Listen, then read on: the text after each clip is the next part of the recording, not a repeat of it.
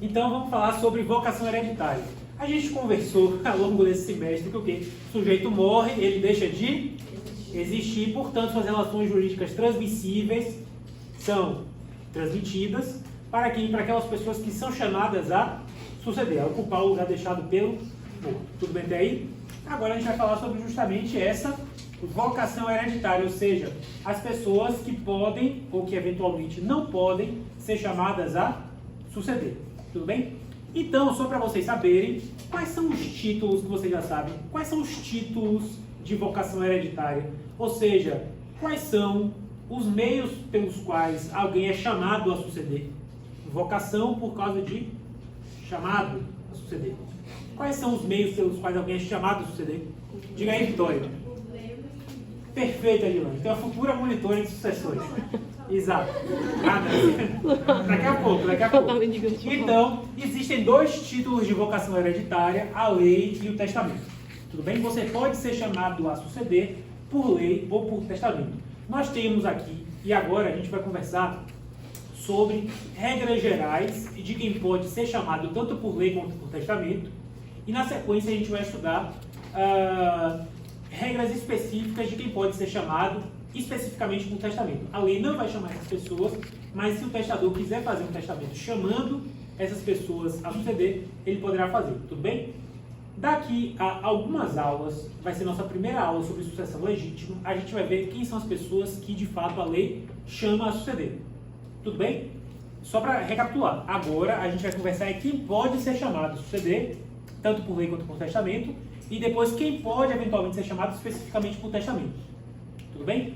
Para chamar por testamento, o testador tem uma liberdade amplíssima, não é ilimitada, mas amplíssima para chamar as pessoas a suceder por testamento.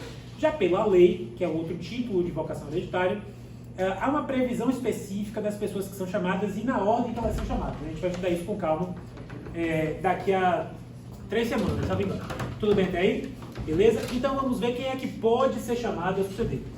Então, as regras de legitimação ordinária, ou seja, quem é legitimado a ser chamado à sucessão, quem pode ser chamado à sucessão, e aqui por regra geral, tanto por força de lei quanto por força do testamento,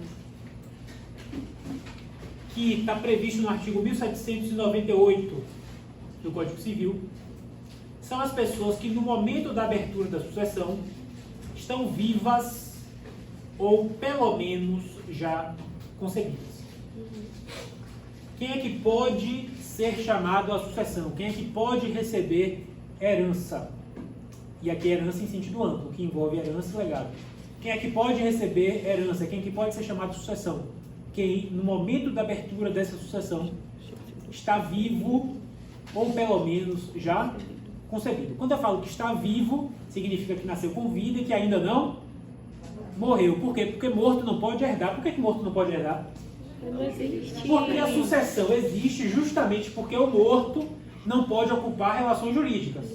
Não pode ocupar situações jurídicas. Não é isso? Então, se você está chamando alguém para substituir o morto, não faz sentido nenhum você chamar alguém que já está morto. Tudo bem até aí? E quando eu falo pelo menos já concebido, eu estou falando de quem? Do nascituro. Mas o nascituro tem uma vocação hereditária que é assim, submetida a algo. Submetida a quê? Nascer com vida. Nascer com vida. O nascimento com vida confirma a vocação hereditária do nascituro. Tudo bem? Você tem corrente doutrinária minoritária que fala que mesmo que não nasça com vida, o nascituro recebeu e transmitiu herança aos seus próprios sucessores, só que isso é minoritaríssimo na doutrina. Tudo bem? Hoje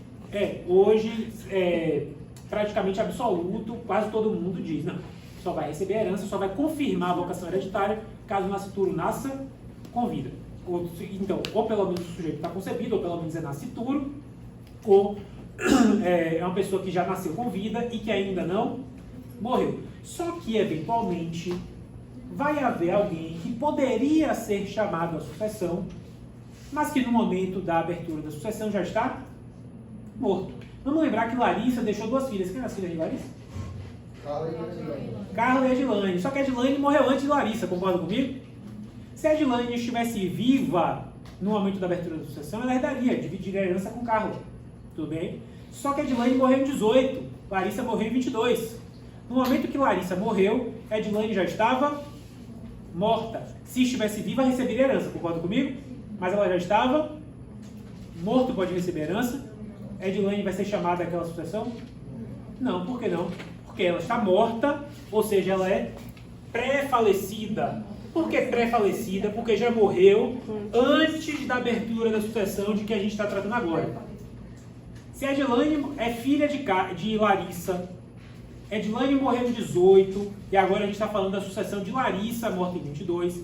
Edilane não vai suceder, por quê? Porque ela é pré-morta ou pré-falecida, e quem já está morto não pode herdar. Tudo bem até aí?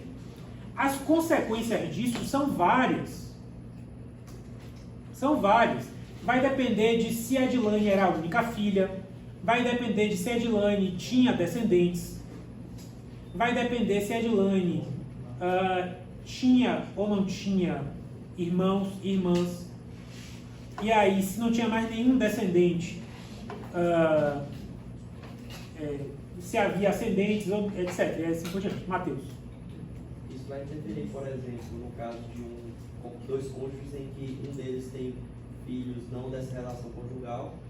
Então, quando um dos cônjuges morreu, o filho desse outro cônjuge receberia a herança pela herança da mãe. Mas se a mãe morrer antes, ele não vai receber nada do outro cônjuge. Eu não entendi direito a cena que você está pintando, mas a gente vai conversar muito profundamente sobre sucessão e concorrência sucessória de cônjuges sobreviventes com descendentes no momento adequado. Tranquilo? Mas eu não entendi muito o desenho que você está pintando. De toda forma, a gente tem essa situação. O sujeito é pré-falecido, se a pessoa já está morta no momento da abertura da sucessão, ela não vai herdar. A gente tem outra situação, tá? Que é o sujeito ser chamado à sucessão e morrer depois. Ou seja, Larissa morreu, deixou uma filha viva, Carla. Mas Carla tinha... Meu Deus, eu não sei o nome de mais ninguém. Você, eu sei seu nome. Yasmin. Carla tem uma filha viva ainda, Yasmin. Bora lá. Larissa morreu hoje, deixou uma filha viva, Carla. Só que Carla morreu depois de Larissa, deixando uma filha viva, Yasmin. O que é que vai acontecer? O direito hereditário que Carla recebeu de Larissa vai ser transmitido para os seus próprios sucessores. Tudo bem? Por que Carla, que morreu depois de Larissa, é chamada a suceder e Edilane, e portanto essa herança que ela recebeu de Larissa vai ser transmitida aos seus próprios sucessores? E Edilane, que morreu antes, não é chamada a suceder? Edilane já está morta, Carla ainda está viva. Quem já é morto não pode suceder, quem ainda é vivo pode suceder. E em que momento há a transmissão da herança de Larissa para Carla? No momento de que Larissa morreu. Por isso que esse patrimônio hereditário de Larissa já se incorporou ao patrimônio de Carla, e isso vai ser transmitido para os sucessores da própria Carla. Tudo bem até aí? E a gente vai ver que podem coexistir na mesma sucessão a transmissão, a representação. Lembra da representação? A filha de Edilane representando ela quando Larissa morre. Podem coexistir isso tudo ao mesmo tempo. A gente vai passar aqui resolvendo questões para vocês verem que isso é maravilhoso na prática. Tudo bem? Então, vamos ver aqui. Chororó teve 2 filhos, Sandy e Júnior. Júnior morreu em 1º de abril de 18. Chororó morreu em 1º de novembro de 19. Antes ou depois de Júnior? O pai morreu antes ou depois do filho? Depois, muito bem. Momento em que sua esposa, a esposa de Chororó, né, estava grávida de um eventual 3º filho. Sandy morreu em agosto de 2021, deixando um filho, Chitãozinho. Eu recentemente descobri que o filho de Sandy se chama Theo. Vocês sabiam disso? Sim. Eu descobri recentemente. E o do Júnior é Otto, um dos. Isso aí, eu não sabia. De toda forma, como é que vai se dar essa sucessão aí? Bora lá, com calma. O que é que eu preciso ver? Quem morreu em que momento, né? A gente está falando da herança de quem? A herança de Chororó. Beleza. No momento que Chororó morreu, quem é que estava vivo? Sandy. Mas Chororó teve 2 filhos. Bora lá. Quem é que estava vivo, ou seja, já nascido com vida? Sandy. Muito bem. Júnior é filho também, que nem Sandy. Mas qual é o problema? Morreu. Já está morto. É pré-falecido. O termo técnico, pré-morto, pré-falecido. Júnior vai receber a herança de Chororó? Por que não? porque é pré-falecido e pré-falecido não sucede. Muito bem. Sandy. Sandy vai receber herança? Só que Sandy morreu depois.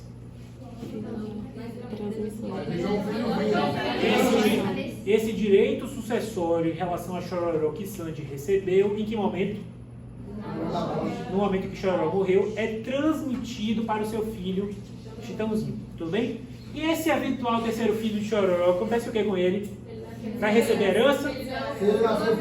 Desde que nasça com vida. Perfeito. Pronto. A gente vai conversar, pessoal, a gente vai conversar daqui a 3 aulas sobre a chamada ordem de vocação hereditária estabelecida na lei, ou seja, a chamada sucessão intestada ou sucessão legítima, ou seja, quem a lei determina que vai ser chamado a suceder, quem vai receber a herança. E a gente vai ver que a lei organiza os parentes, os familiares, na verdade, em classes e graus. Isso forma uma ordem, primeiro recebe quem está na classe mais próxima, dentro do grau mais próximo. Tudo bem até aí? Mas a gente vai conversar sobre isso de forma muito profunda lá na frente. Hoje a gente vai conversar especificamente quem é que pode e quem não pode ser chamado a receber por testamento. Repito, o testador tem uma liberdade amplíssima de chamar quem ele quiser para receber por testamento. Qualquer pessoa viva ou já concebida pode ser chamada a receber por testamento, com algumas exceções, que a gente vai conversar sobre essas exceções em instantes. Tudo bem até aí? Mas a regra é, você está vivo ou pelo menos já concebido, você pode ser chamado a receber por testamento, vírgula, com algumas exceções. Tudo bem? Só que a liberdade de chamar para suceder é tão ampla, tão ampla, tão ampla, que mesmo quem não é vivo ou nem concebido pode ser chamado a receber por testamento.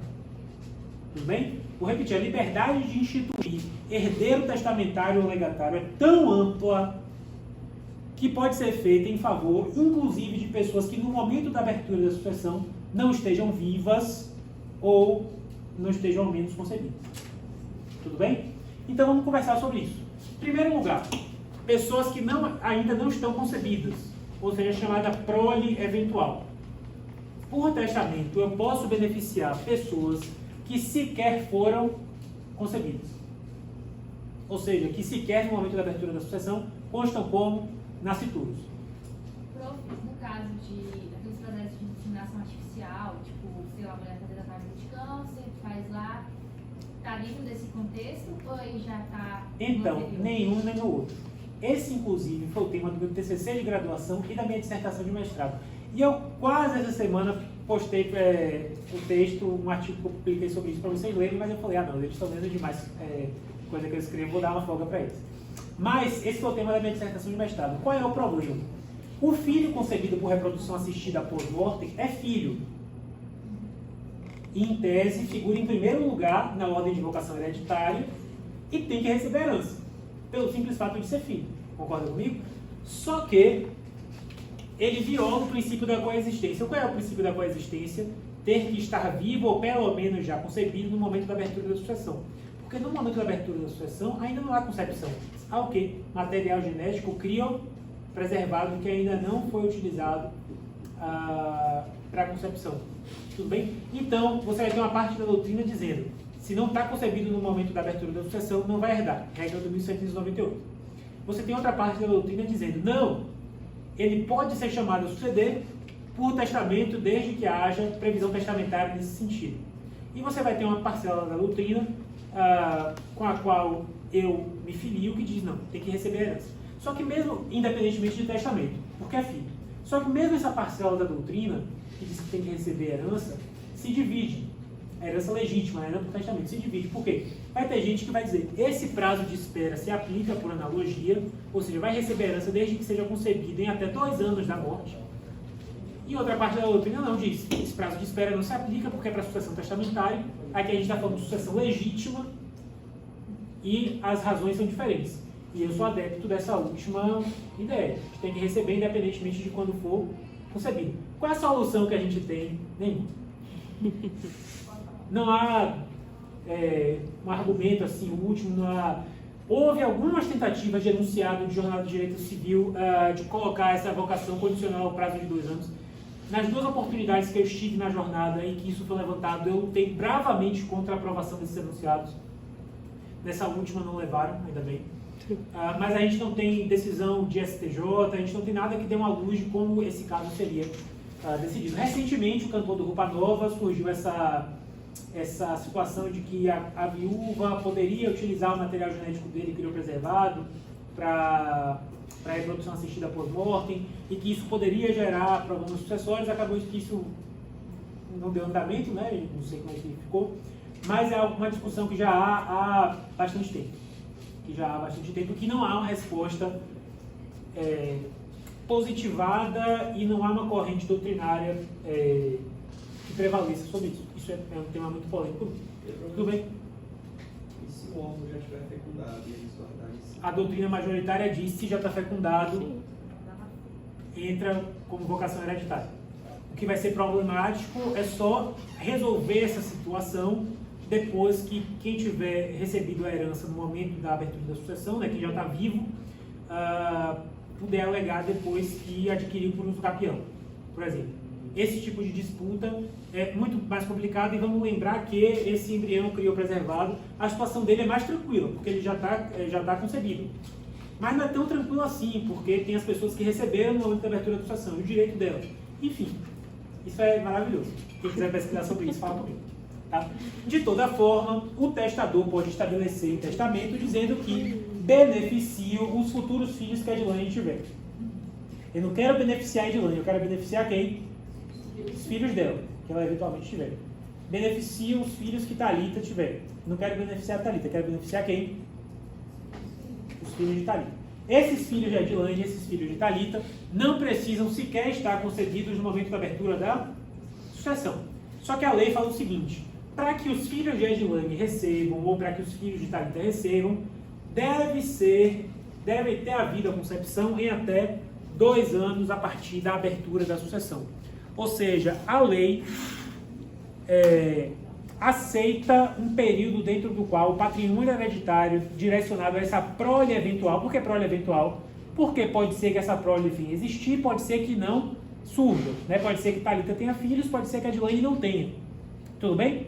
Então a gente está à espera de saber se haverá ou não haverá esses herdeiros concebidos para receber a herança. Aí o código fala o seguinte: se não houver a concepção dessas pessoas, dessa prole eventual, dentro do prazo de 2 anos, o quinhão direcionado a eles vai seguir a ordem da sucessão legítima, salvo disposição em contrário do testador. Tudo bem até aí? E aí a gente pode interpretar esse dispositivo do código, é 1800, parágrafo 2º, se não me engano, que fala isso. A gente pode interpretar essa disposição do código de algumas formas, ou seja, vai seguir a sucessão legítima, salvo disposição em sentido contrário do testador, porque o testador pode dizer assim: deixo 1/3 dos meus bens para os filhos que a Edilane vier a ter, e caso essa prole não nasça, deixo esse patrimônio para Estevão. Ele pode aumentar o prazo? A questão é a seguinte: essa disposição em sentido contrário do testador, direcionada a seguir a sucessão legítima. Eu não quero que siga a sucessão legítima, eu estou estabelecendo alguém que vai receber esse patrimônio, caso não haja concepção. Só que esse salvo disposição em contrário pode ser direcionado aqui ao prazo de 2 anos. E aí você tem 2 correntes doutrinárias, que diz que o testador tem liberdade ampla de determinar que esse prazo pode ser menor ou maior. Então eu posso dizer, a Edilane tem 5 anos para conceder esse prazo, para conceder essa prole. Ou então que Thalita tem 1 ano. Só que você tem uma corrente doutrinária mais restritiva que fala não, 2 anos é o prazo máximo que a lei tolera que o patrimônio hereditário fique sem uma pessoa para recebê-lo. Então o testador pode diminuir o prazo, mas não pode aumentar. De novo, a gente não tem uma resposta clara sobre isso. Tudo bem? Eu particularmente acho que seria possível o aumento do prazo, tá? Mas alguns doutrinadores importantes alegam que é o prazo máximo, né, de 2 anos, e que o testador poderia diminuí-lo, mas não aumentá-lo. Lembrando que esse prazo de 2 anos de espera é prazo para concepção, não é prazo para nascimento. Tudo bem até aí? Outra coisa, Edilane vai e não concebe um filho, mas ela adota um filho. E aí, esse filho adotado conta ou não conta como prole eventual? Conta. Filho? É filho. É filho. vocês encontram alguns autores dizendo assim: vale como prole eventual e vai receber herança, vírgula, salvo se o testador estabelecer que só filhos biológicos contam. Eu acho que esse entendimento está equivocado. O testador não tem ingerência para fazer diferença. Se a lei não pode fazer, muito menos o cidadão privado. Isso daí entraria na ideia de tutela qualitativa da disposição testamentária. Um juízo de merecimento se aquela disposição do testador tem acolhida no ordenamento ou não. Tá? Mas, repito, tem doutrina que diz que o testador poderia fazer essa ressalva de apenas filhos biológicos. Eu discordo, eu acho que me parece muito claro que nosso ordenamento constitucional proíbe esse tipo de distinção. Tudo bem? De toda forma, enquanto se espera a concepção desse filho ou a adoção, enquanto se espera essa prole eventual, os bens direcionados a essa pessoa ainda não concebida ficarão sendo administrados por um curador. Tudo bem? A pessoa que vai ser curadora desse patrimônio, em regra, vai ser quem? A pessoa que você está esperando que tenha um filho. Salvo disposição contrária do testador. Tudo bem? Tranquilo? Sobre isso, fácil, né? Para além disso, para além de pessoas ainda não concebidas, posso chamar por testamento para receber pessoas jurídicas de direito público ou privado. Então, já falei para vocês que eu fiz testamento, já? Uma disposição testamentária minha era minha biblioteca para a Universidade Federal da Bahia, a Faculdade de Direito da Universidade Federal da Bahia, pessoa jurídica de direito público, que jamais seria chamada a minha sucessão legítima, mas que pode tranquilamente ser chamada a minha sucessão testamentária. Posso deixar bens para uma pessoa, uma sociedade empresária? Posso. Mas o que eu estimulo é que vocês deixem bens para quê? Para a filantropia. Inclusive, hoje chegou na minha casa 2 cópias, eu esqueci de trazer, eu ia distribuir para vocês, porque eu não gosto de nada físico. Mas chegou 2 cópias de uma revista na qual eu publiquei um artigo sobre isso, sobre filantropia testamentária, sobre quem cria fundação, e é inclusive uma das hipóteses, né? Criação de fundação por testamento, é uma das hipóteses de vocação hereditária, ou quem faz disposições testamentárias para a caridade, ou seja, para o SUS, para organizações religiosas, para abrigos de idosos, orfanatos e assim por diante. Eu acho, inclusive, que deveria ser estimulado. Hoje em dia o pessoal está muito na moda falar de planejamento sucessório, né? As pessoas falam muito de planejamento sucessório para burlar as regras e falam um pouco em planejamento sucessório para você fazer o bem com seu patrimônio hereditário, direcionando ele para a caridade, por exemplo. Mas, se vocês quiserem, vocês procuram lá, Revista SEGE, Centro de Estudos Judiciários, O Direito das Sucessões e a Filantropia, artigo meu que chegou hoje, 2 cópias físicas. Semana que vem eu trago para vocês. Semana que vem eu não vou estar aqui, mas tudo bem. Beleza até aí? Tranquilo? Então, pessoas jurídicas e fundações ainda não constituídas podem ser chamadas a suceder. E animais? No Brasil, não. Por enquanto, não. Quem sabe daqui a 10, 15 anos a gente mude essa ideia, mas hoje em dia eu não posso fazer disposição testamentária direta em favor dos animais, no sentido de deixo minha parte disponível para meu cachorro. O que eu posso fazer é colocar esse animal beneficiado de forma indireta. Como assim? Deixo meu patrimônio para Renata, desde que ela cuide de tal forma, com o encargo de Renata cuidar do meu cachorro. Tudo bem até aí? Tranquilo?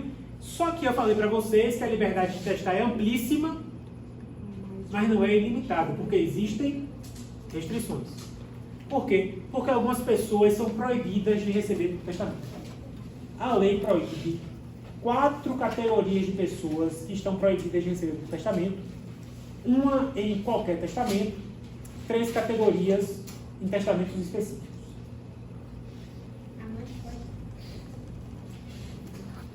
Perguntou o quê? Como diria a grande filósofa brasileira, já falecida, Marília Mendonça. Não pode nada. Muito bem. Nem pro testamento. Infelizmente. Bora lá. Vamos conversar com calma. Com calma. Bora lá. Para vocês, uma coisa de cada vez. Não podem receber por testamento a pessoa que escreveu o testamento a roubo. O que isso significa? Em algumas situações, pessoal, Stephanie, minha querida monitora e orientanda. A gente vai conversar sobre amante daqui a pouco, Stephanie. Que horror. O que acontece? O que acontece? Às vezes, a pessoa não pode ou não sabe escrever e mesmo assim quer testar. Quando isso acontece, é aberta a possibilidade, a gente vai conversar isso com calma quando estiver falando das formas e formalidades testamentárias. Nesse momento, basta que vocês saibam que, às vezes, a pessoa não pode ou não sabe escrever e mesmo assim quer dispor dos bens por ato de manifestação de última vontade. Tudo bem até aí? Quando isso ocorre, há uma pessoa que participa do ato de testar, escrevendo o testamento a rogo do testador. Não é a pessoa que está manifestando vontade, a pessoa simplesmente está fazendo o quê? Escrevendo a manifestação de vontade daquela pessoa que quer manifestar a última vontade, mas que por algum motivo não pode, não sabe escrever. Até aí tudo bem? Até aí tudo bem? O que é que acontece? Essa pessoa que está escrevendo o testamento a rogo do testador, a pedido do testador, pelo testador que não pode ou não sabe escrever naquele momento, essa pessoa não pode ser beneficiada naquele testamento específico que ele está escrevendo a rogo do testador.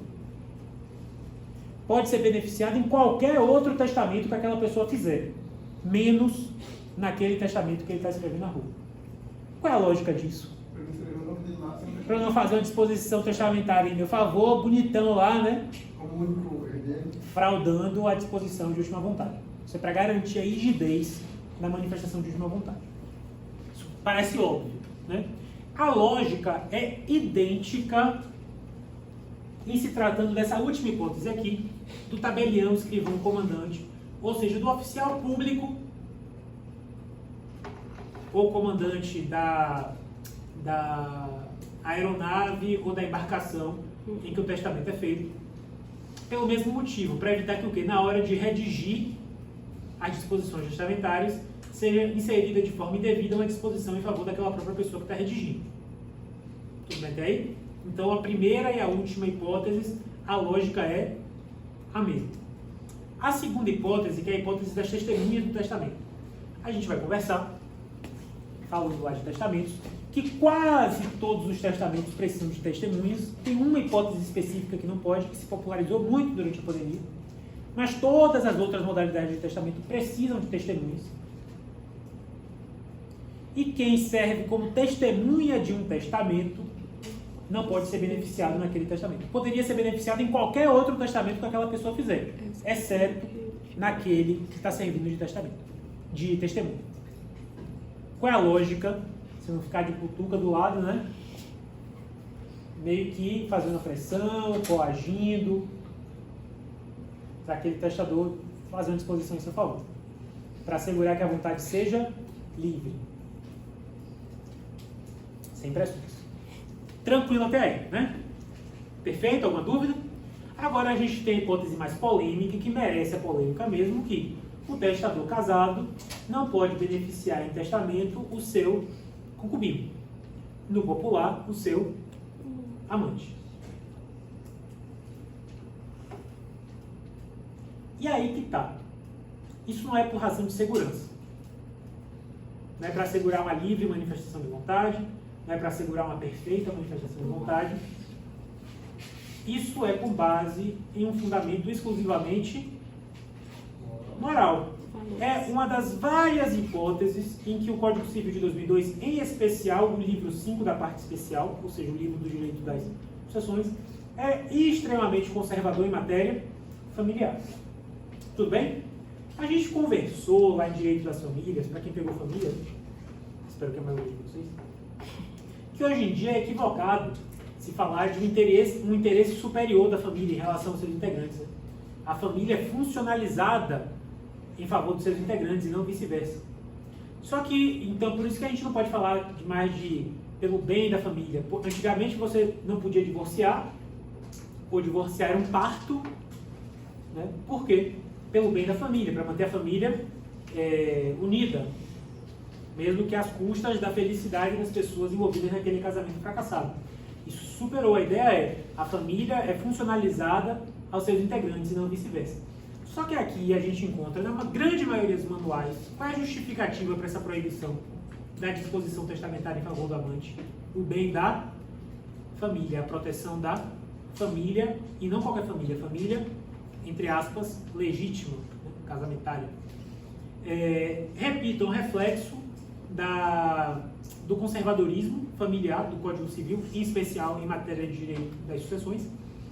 Eu já fiz, em 2018, uma proposta de enunciado para a Jornada de Direito Civil para revogação desse dispositivo, que caiu porque participam das jornadas membros tanto progressistas, em especial do IBDFAM, mas também ultraconservadores do ADFAI, Associação de Direito de Família e Sucessões, e o pessoal do ADFAI é muito resistente.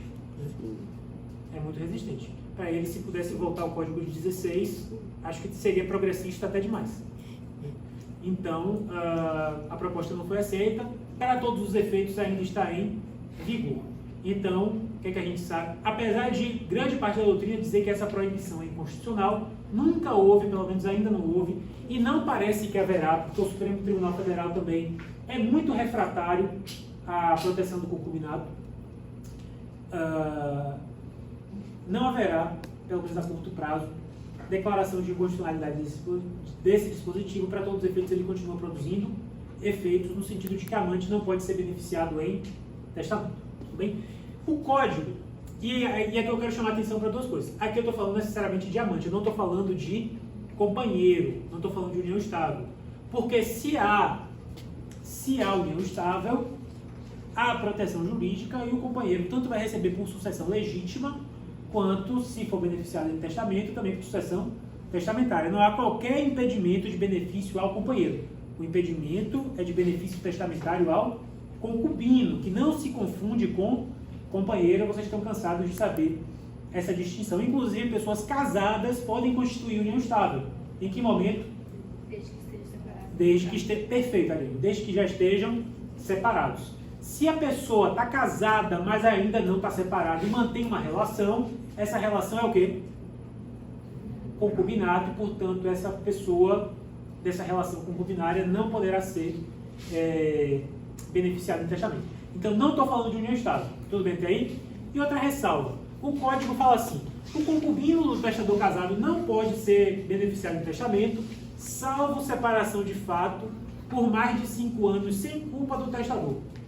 A aplicação desse dispositivo aqui é praticamente nula, praticamente zero. Por quê?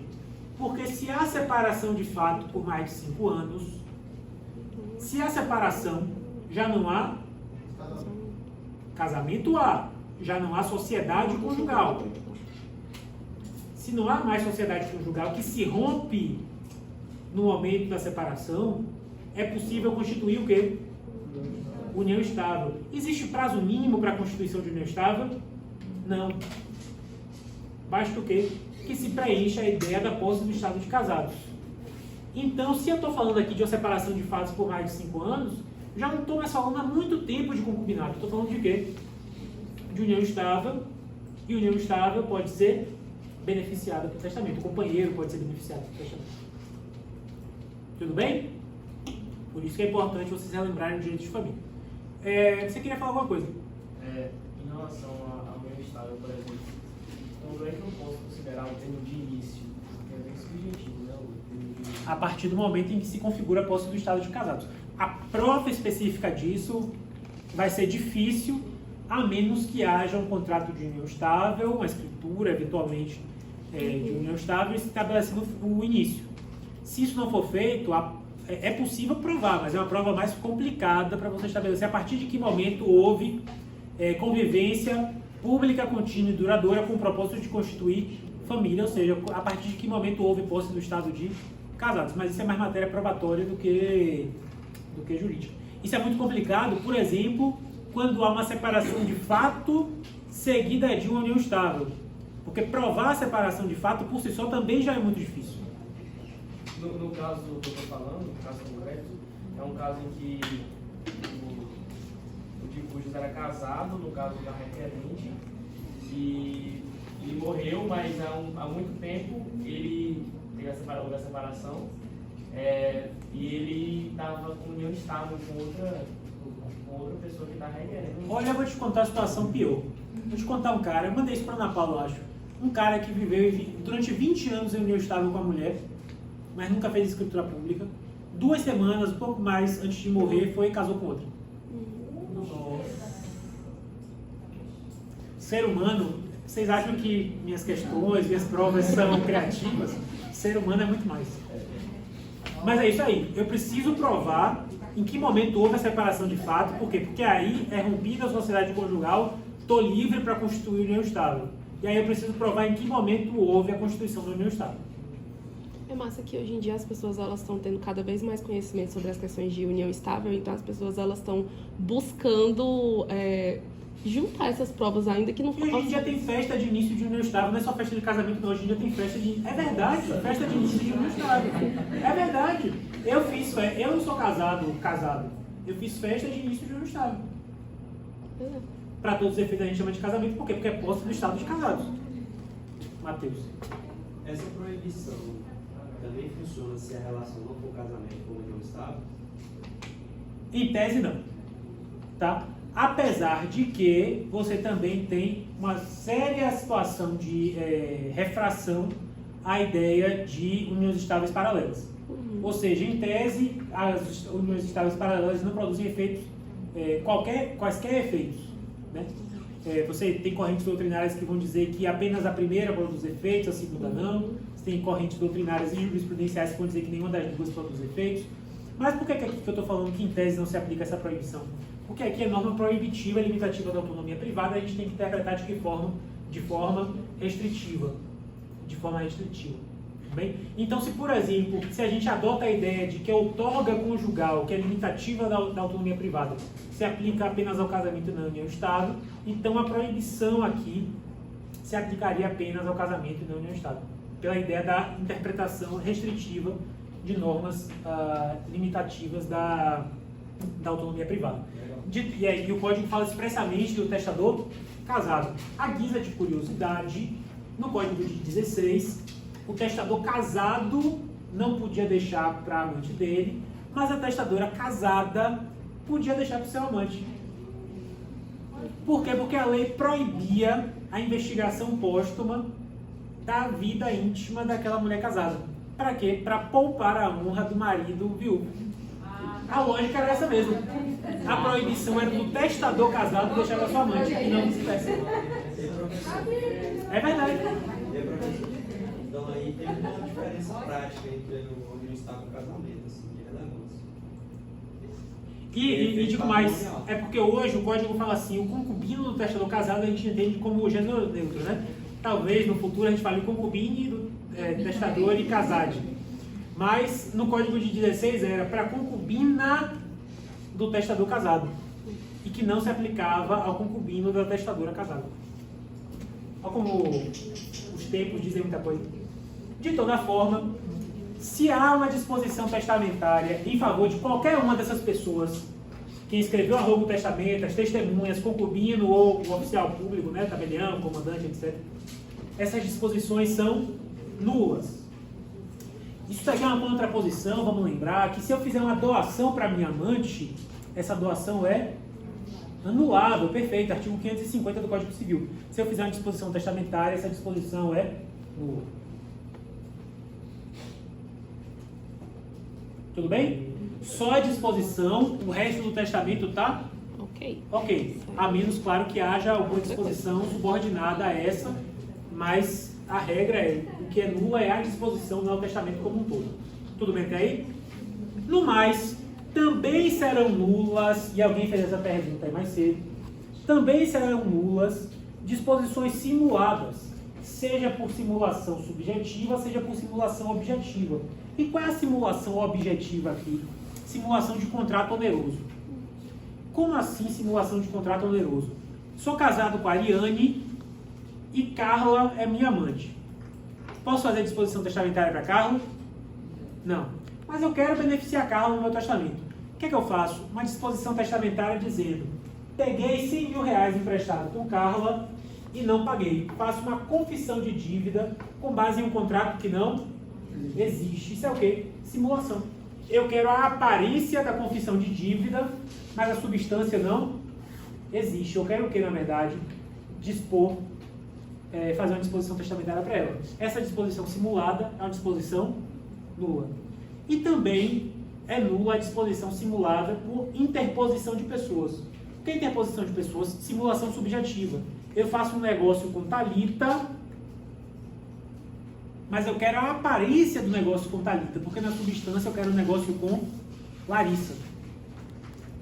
Simulação subjetiva, ou seja, eu faço um negócio com um laranja ou com um testa de ferro, querendo beneficiar às escondidas outra pessoa. E como é que isso se faz? No caso do testamento, por exemplo, eu quero beneficiar Manuel. Como é seu nome? Marta. Eu quero beneficiar Manuel, mas não posso. Por quê? Porque Manuel é testemunha nesse testamento. Aí eu faço o quê? Eu beneficio Marta, que é amiga íntima de Manuel. Mas na verdade eu não quero beneficiar Marta, eu quero beneficiar quem? Manuel. E o que é que está acontecendo aí? Simulação subjetiva.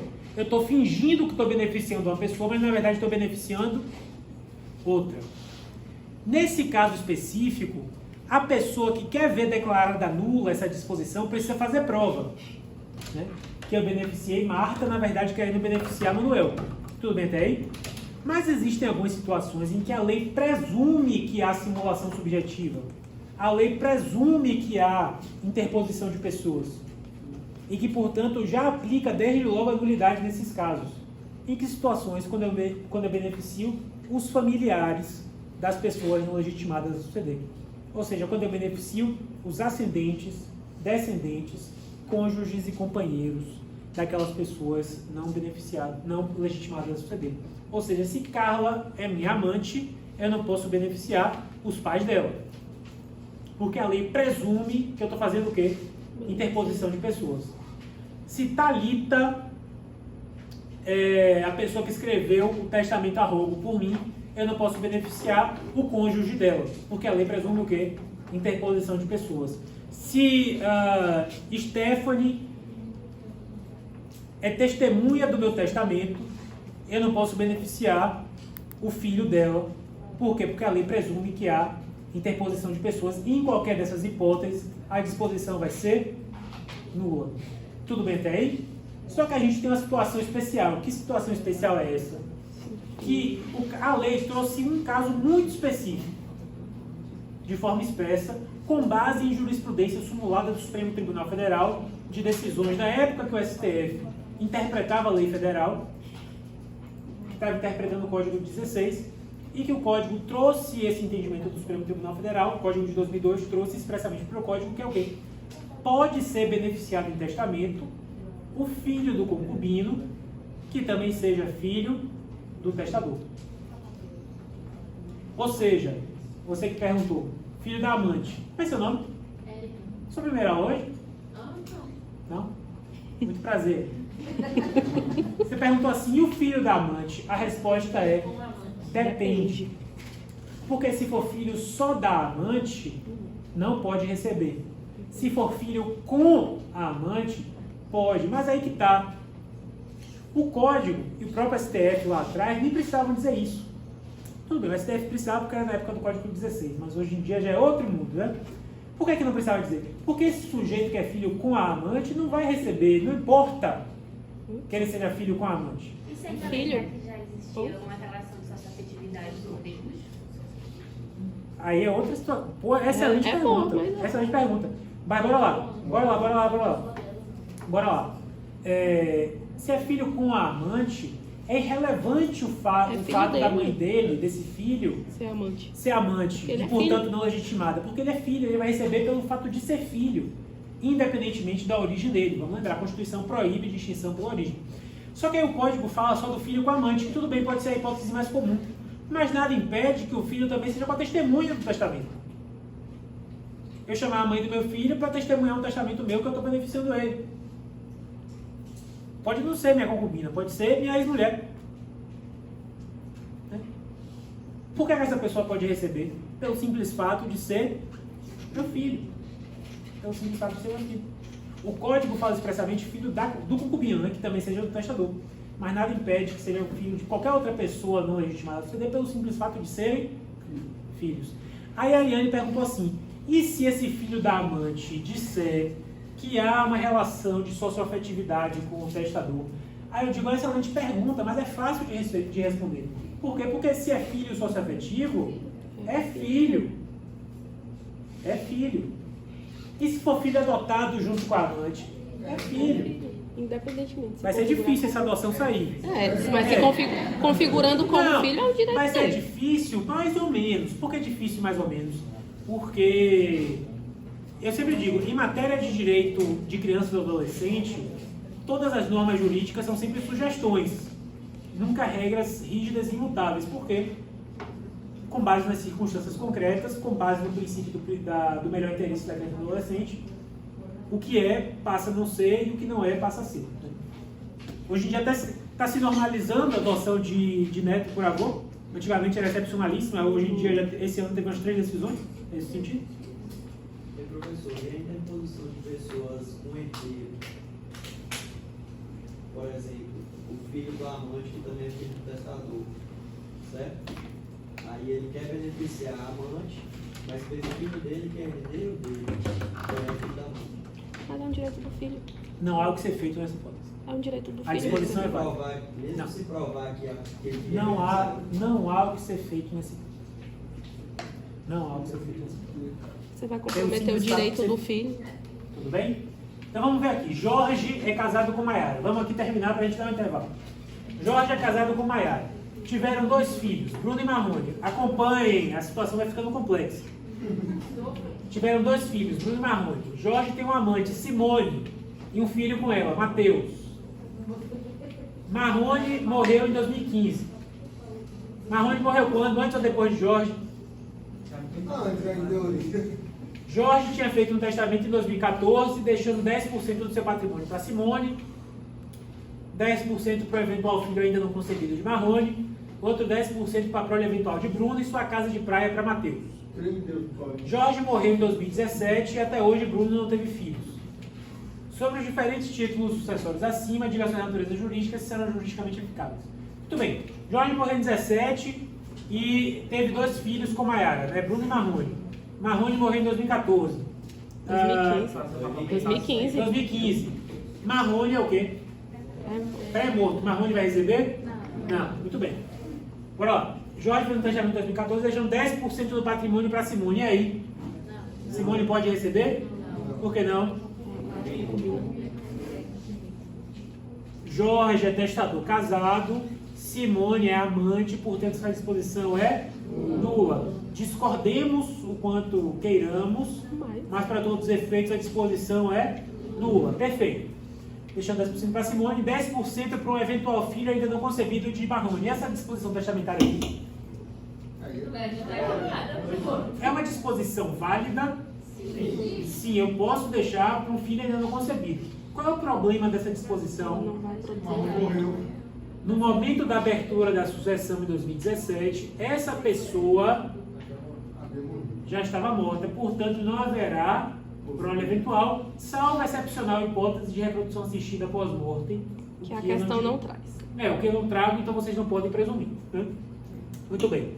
10% para a prole eventual de Bruno. E aí? É válido? Vai produzir efeitos? Vocês têm que prestar atenção em tudo! Não, porque até hoje não tinha certo. Muito bem, até hoje Bruno não teve filhos. A gente está quando? 22. Jorge morreu quando? Qual era o prazo de espera? Vocês são de humanas, mas essa conta vocês podem fazer. Qual era o prazo de espera aí? Vai produzir efeitos essa disposição? Não, né? Passou o prazo de espera. Muito bem. E ele deixou a casa de praia para Mateus. Pode ou não pode? Mas é filho da amante? É filho dele. Perfeito. Muito bem, vamos dar uma pausa agora. 10 minutos.